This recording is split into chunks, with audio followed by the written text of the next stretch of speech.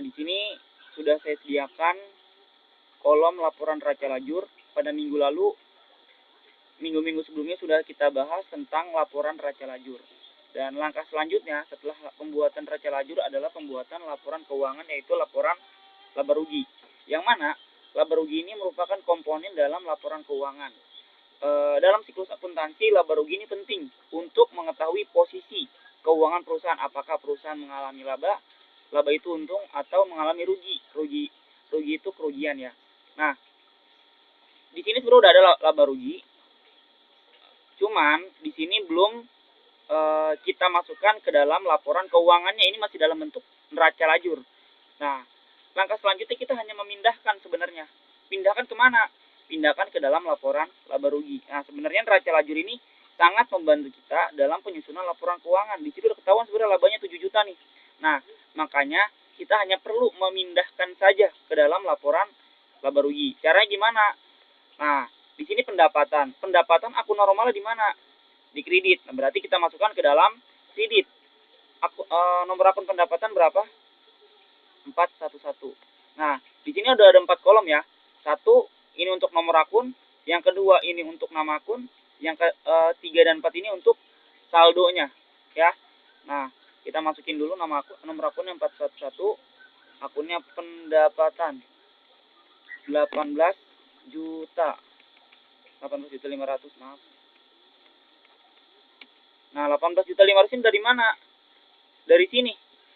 Pendapatan jasa 18.500.000 ini yang kita ambil. Saya kasih tanda kuning. Nah, ini yang kita ambil. Nah, setelah kita masukin total pendapatan. Total pendapatan saya bold biar lebih mudah, sebesar 18 juta. Nah, nanti yang kita kurang adalah yang ini. Yang kita kurang dengan beban, karena rumus mencari laba rugi itu hanya pendapatan dikurang beban, itu aja. Kalau misalkan di perusahaan dagang, yang pertama ada pendapatan biasa, lalu beban operasional, beban biasa, lalu habis itu pendapatan lain-lain, habis itu beban lain-lain. Tapi kita masih menggunakan atau masih belajar akuntansi perusahaan jasa, maka dari itu kita hanya menggunakan pendapatan dan beban operasional saja. Beban lain-lainnya dipakai belum, karena di sini belum ada beban lain-lain dan beban lain-lain dan pendapatan lain-lain belum ada. Nah, maka dari itu kita masih pakai yang simpel-simpelnya aja. Nah, setelah pendapatan barulah kita masukkan beban. Beban itu nomor akunnya berapa? Kita lihat. Dari sini udah termasuk beban nih. Kita copy paste aja ya. Nah, 511 apa nih nama akunnya? 511 beban gaji.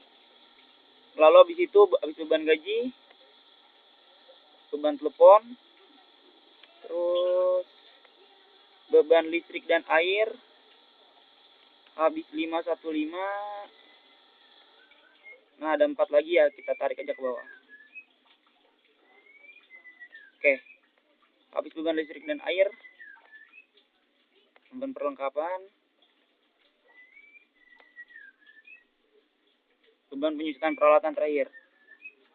Oke, nah ini yang 1 sama 2 ini, 122 dan 212. Kenapa nggak masuk ke dalam laporan laba rugi? Karena dia bukan bagian dari pendapatan dan juga bukan bagian dari utang. Dan bukan juga bagian dari beban. Maka dari itu, akumulasi penyusutan peralatan dan utang gaji, dia masuknya ke dalam laporan neraca yang di sebelah terakhir nih.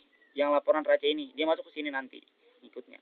Oke, nah setelah kita posting tadi, kita masukkan langsung beban gaji berapa nominalnya. Akun beban itu udah pasti di debit ya.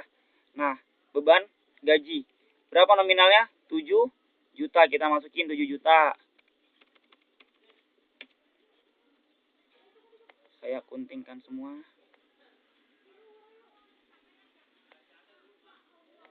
Nah, kalau habis itu beban telepon. Beban telepon berapa? 600 Beban listrik dan air 800.000.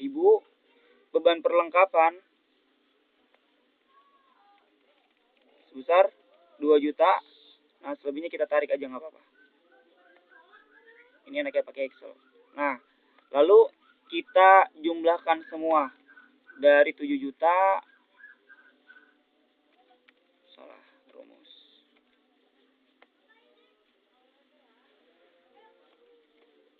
Nah, ingat, rumus laba rugi adalah pendapatan ditambah pendapatan dikurang beban. Maka dari itu, kita akan mengurangi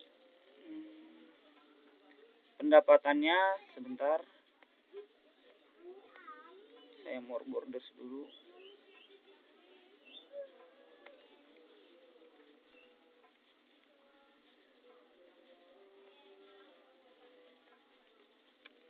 Rp18.500.000 dikurang 11.500.000, hasilnya 7 juta.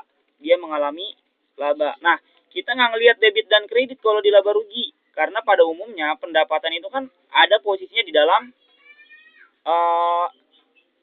kredit kan. Tapi yang kita lihat adalah pendapatan itu kan income atau pemasukan buat perusahaan, dan beban adalah pengeluaran. Pengeluaran apa? Pengeluaran buat kegiatan operasional perusahaan. Maka dari itu, pendapatan dikurang dengan beban. Labanya sebesar 7 juta. Sama gak dengan yang di worksheet, labanya 7 juta. Nah, labanya 7 juta, dan ini yang tadi kita masukkan sebanyak ini. Nah, sudah selesai laporan laba rugi. Next, pertemuan berikutnya adalah laporan perubahan modal dan laporan raca.